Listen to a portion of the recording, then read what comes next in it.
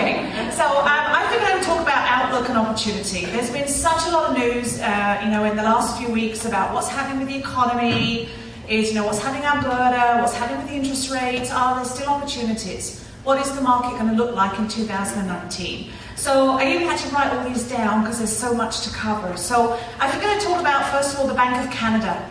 So how many people were happy that it raised the rates last week on your variables and your lines of credit? So the Bank of Canada did not raise the rates. They actually gave us a bit of a gloomy outlook, which if you're borrowing money, this is good news. Because what does it mean? Whether they're going to go up or down. So a great website is actually called mortgagedashboard.ca, and you can monitor the bond market if you're a nerd. So there's quite a few people who wrote that down. Awesome.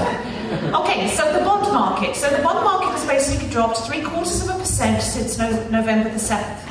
Now, typically, when the bond market drops, that means there is lack of investor confidence in the stock market. It would actually mean that fixed-term rates would go down. But how many people have seen fixed-term rates go down? You haven't. So why haven't they gone down? So banks, how much money do you think banks make in profit each year? 200? Too much.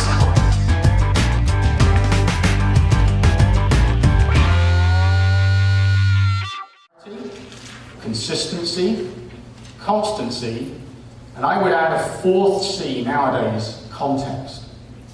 Because if you don't have context, then your message is going to get lost. There's just way too many things going on. There's way too many avenues to get messages out there or get noticed or get picked by somebody. It's just noisy. It's a noisy world. So you need to be very clear about your message. You need to be consistent with it. So every interaction, every time somebody comes across you, whether it's online, offline, in person, they get a sense of that brand.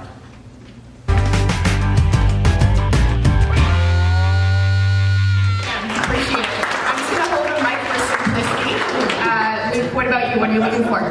Well, about an hour ago, someone on my team just tied up a property in Oshawa. So if someone is looking for a townhouse, maybe as a rental off-market property, if someone's looking for an off-market property in Oshawa, come find me. Thank you. All right, Albert. Hi, my name is Albert. I'm the founder of Oak Asset Management. So we invest in properties and hold long term. So we focus on Hamilton legal conversion opportunities. So we are looking for money partner. If you are interested, contact me. Thank you. Okay, Roger. Thank you. Thank you. My name is Roger Sherwood, founder of Ontario Property Freedom. I invest in the Niagara region, and right now I have a duplex. It's going to be ready mid-February. Looking for a money partner on that. And then also a fourplex that's in Welland as well. Looking for a money partner on that as well. So I'm up here. I'll be around at the break, and let's chat. This one's pretty tall. Thank you. Okay, all right. So self-storage, for 10 by 20, you get $250. There's no fridge or stove, there's no washer or dryer, there's no kids or pets. But $250 a month is not bad for a self-storage unit. Now, this is going to be kind of small, so we'll have to figure some way. I'll probably leave it on the screen after you guys all leave. But the average calculation is an acre is about 43,560 square feet.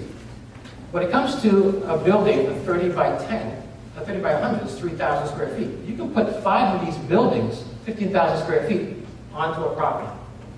You can get roughly 22 units in one of these buildings, and you can get 110 units because you have 5 buildings. When you look at what you get for the average unit, 250 times 110, that's 27,500 a month.